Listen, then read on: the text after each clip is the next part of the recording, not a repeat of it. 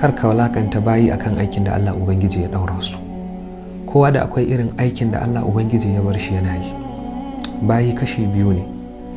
Akwai bayin da Allah Ubangiji ya zaɓe su wato a cikin aiki, sannan kuma akwai bayin da Allah ya zaɓe su a cikin soyayya.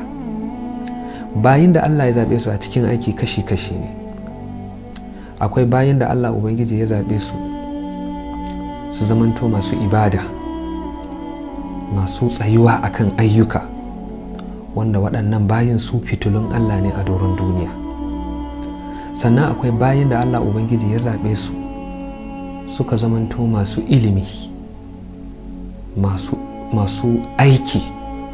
Waɗannan Allah ya saka su ne domin su yi aiki, domin fitar da al'umma daga duhun jahilci, su saka su zuwa ga hasken ilimi.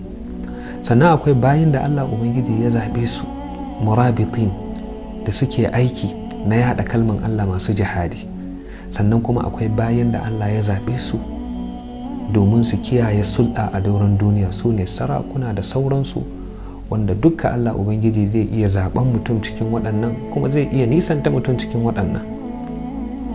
Sannan kuma akwai bayin da Allah ya zaɓe su kawai masoya Allah ne, to su ne Allah Ubangiji ya haska musu zuciyarsu da hasken ilimin wato ma'arifa, da hasken ilimi na batini, da kuma sun farragar da duk abin da suke da shi, kai sun ma rasar da samuwan kansu akan samuwan Allah subhanahu wa ta'ala.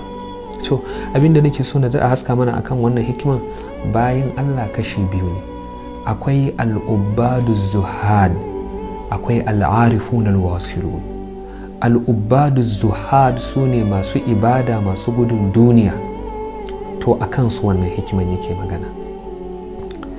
Iza ra'aita abdan, idan ka gabawa aqamahu Allahu bi wujudil awrad, Allah ya tsayar da shi cikin ibada. Ma'ana kaga mutum mai yawan ibada ne kuma mai gudun duniya ne.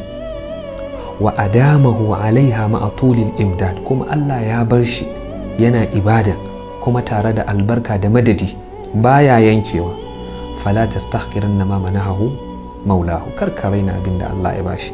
li'annaka lam tara alaihi simal arifin, dan baka ga alama irin na arufai tattare da shi ba. Wala bahjatal muhibbin, baka ga kama da yanayi irin na wanda Allah ya zabe su cikin hadaransa ba. In ba dan waridi ba da babu waridi din. To nan kawai talhisin wannan hikima yana so ya ce maka Allah Ubangiji ya zabo bayi, kuma ya ba mu kowani bawa aikin da zai aikata. Kar ka nemi Allah ya canja maka aiki daga wannan zuwa wannan. Mun karanta wannan hikiman a gaba. La tatlub minhu an yukhrijaka min halatin liyasta'milaka fi ma siwa walau sha'a lasta'malaka min ghairi ikhraj.